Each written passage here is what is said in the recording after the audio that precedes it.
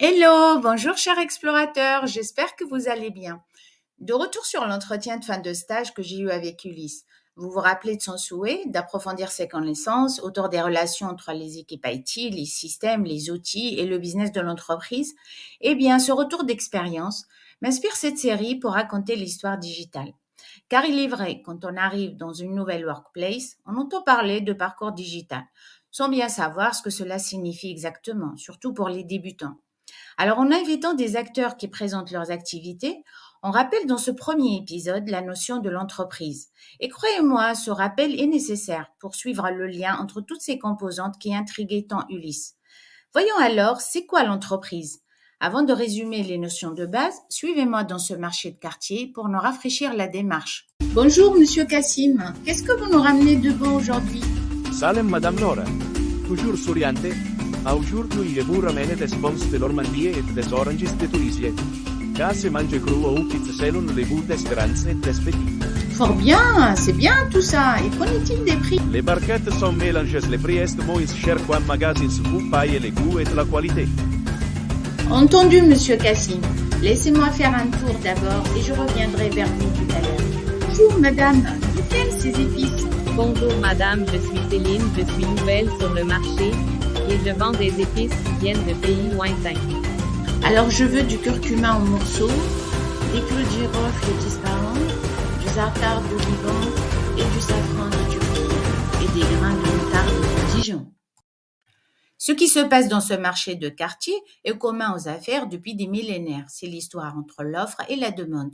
Tout comme Céline et Cassim, le business consiste à proposer des produits et des services à des clients comme Madame Nora. C'est le catalogue d'offres.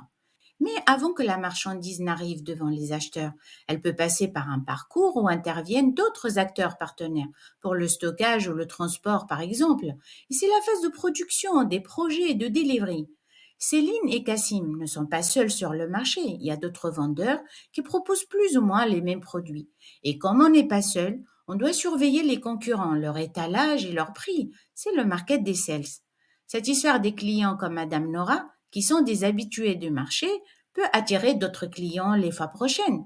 Mais pour s'assurer que l'offre s'écoule selon des prévisions, les commerçants n'attendent pas que la demande se déclare, ils la déclenchent. Et c'est à la charge du marketing et de la commercialisation. Ensemble, toutes ces étapes forment l'activité métier. Voyons un peu ce qui se passe dans une entreprise de production. Bonjour. Je m'appelle Manu. Mon activité consiste à éprouver les nouveaux produits. Pour le faire, j'ai besoin d'accéder aux modèles approuvés. Je contrôle la qualité de la matière première, avec l'aide de matériel de mesure sophistiqué. Hello, moi c'est Kimberly. Je m'occupe du reporting. Mon travail consiste à contrôler l'activité du marché. Bonjour. Je m'appelle David. Je suis commercial. Je m'occupe de nos clients, qui rencontrent régulièrement pour leur présenter nos produits et nos services, c'est connaître leurs besoins et leurs projets. Hola, moi c'est Tanissa. Mon rôle c'est de chercher nos futurs talents et de suivre le parcours de carrière de nos collaborateurs.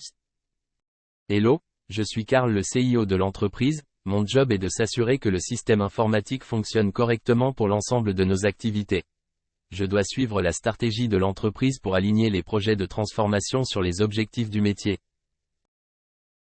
Manu, Kimberley, David, Anissa et Karl ont présenté seulement une partie des activités de l'entreprise, qui, comme vous le savez sans doute, nécessite plusieurs autres fonctions pour réaliser sa mission. Outre l'activité de production qui définit l'entreprise, qui des fois se dote d'une fonction R&D si elle cible un niveau industriel, on retrouve des activités agissant sur le fonctionnement interne, comme la RH, la finance avec la compta, les achats, ou la sécurité comprenant la conformité et le juridique. On les appelle aussi des fonctions de support. Les autres activités comme le commerce, la distrib, la gestion des clients ou la com s'adressent généralement vers l'extérieur où se trouve le marché. Quant à la fonction IT qui s'occupe de la gestion des systèmes informatiques, elle se trouve en transverse adressant les deux milieux. Cette structure si familière à chacun de nous, même si on ne s'intéresse pas forcément au business, est en réalité comme une ruche toujours en mutation. Elle doit s'adapter au développement du business, au rachat, au merge et à la rationalisation qui s'impose. Vous avez constaté que notre entreprise, née française, garde Carl son CEO en France et emploie Kimberley depuis les US, David au Canada et Anissa en Bulgarie. Ce modèle distribué s'adapte au modèle économique plus global. Ce modèle global était réservé aux grandes multinationales jusqu'aux années 2000. Mais avec les nouvelles technologies, toute entreprise distribue ses salariés où le travail est moins cher et surtout élargit son marché dans le monde entier. Comment cette structure si standard peut garder son rôle à la fois socle de l'entreprise et en même temps permettre le challenge continu du business? Pour répondre à cette question, il faut rentrer dans le terrain de jeu de l'aventure digitale des 20 dernières années. C'est le programme du prochain épisode. Merci pour votre suivi et soyez connectés pour la suite.